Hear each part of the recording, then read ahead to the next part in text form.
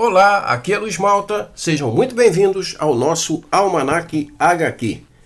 Ajude o crescimento do canal se inscrevendo aqui e deixando seu like. Não se esqueça também de ativar o sininho para receber nossas notificações de novos vídeos.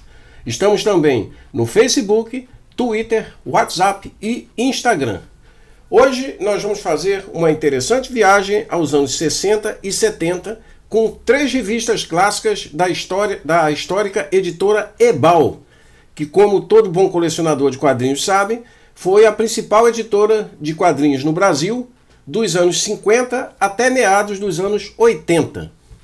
A primeira revista que nós vamos mostrar aqui é a revista Os Falcões, que começou a ser publicada em agosto de 1967 e foi encerrada em junho de 1969 no número 23. Aqui nós temos o número 17, que é uma publicação de dezembro de 1968, trazendo a história Um Caixão para um Falcão. Temos aqui o roteiro de Bob Haney com desenhos de Dick Dillon. Foi publicada originalmente nos Estados Unidos em Black Hawk 235 de 1957. Os Falcões eram da DC Comics e em algumas edições tiveram histórias com a participação de heróis clássicos como Superman, Batman, Flash e Lanterna Verde.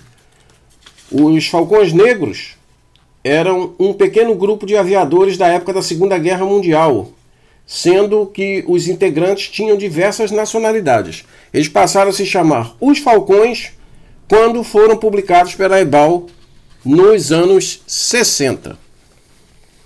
Então, continuando, dando uma geral aqui no nosso material. Uma aventura bastante movimentada, com uma arte bacana. Tá aqui a propaganda aqui de um livro de coloridos super-heróis.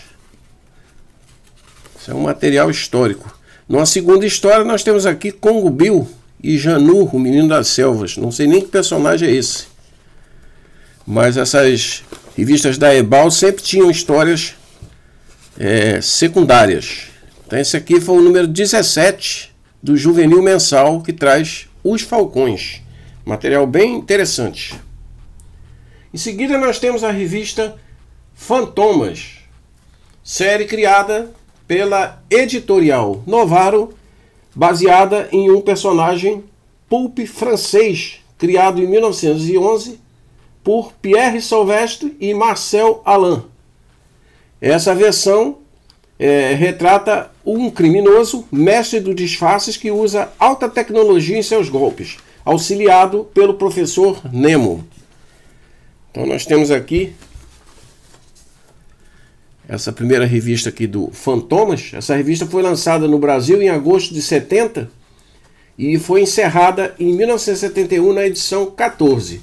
Aqui nós temos a edição 5, lançada em dezembro de 70, com a história Fantomas Fez um Pacto, que na verdade é a segunda parte de uma história iniciada no número anterior, que inclusive eu tive e perdi numa das minhas mudanças. Eu tive quando era criança e perdi numa das minhas mudanças de residências. Nós temos aqui o roteiro de Luiz Carlos Hernandes com desenhos de Rubem Lara Romero. É um trabalho bastante diferenciado dentro desse universo da Ebal, que geralmente era centrado em personagens clássicos como o Tarzan e em personagens DC e da Marvel. Então esse aqui é um material totalmente fora da curva do que a Ebal mostrava na época. Mas é um material bastante interessante e raro. Não é fácil você encontrar material desse personagem, não. Então tá aqui, essa é a Fantomas número 5. Nós temos também a Fantomas número 13, de agosto de 1971, com a história Fantomas Vence o Destino. Tá aqui, história de Gaston Sengel e desenhos de Rubem Lara. Rubem Lara Romero, melhor dizendo. Essa foi a penúltima edição da revista. E, sem dúvida, ela é restrita a poucos colecionadores, né?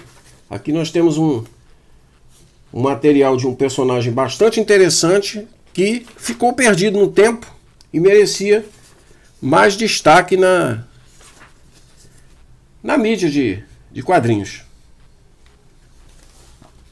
Só para completar a informação, em 1981 a própria Ebal lançou uma edição especial com esse personagem que a partir daí desapareceu do Brasil. Lá fora, recentemente, o Fantomas teve um álbum lançado pela editora Degan, na França, no final de 2012.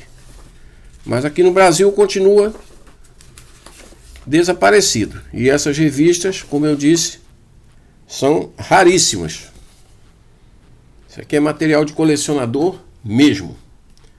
Finalizando, nós temos aqui a edição número 2 da revista O Sombra em Cores, publicada em novembro de 1974.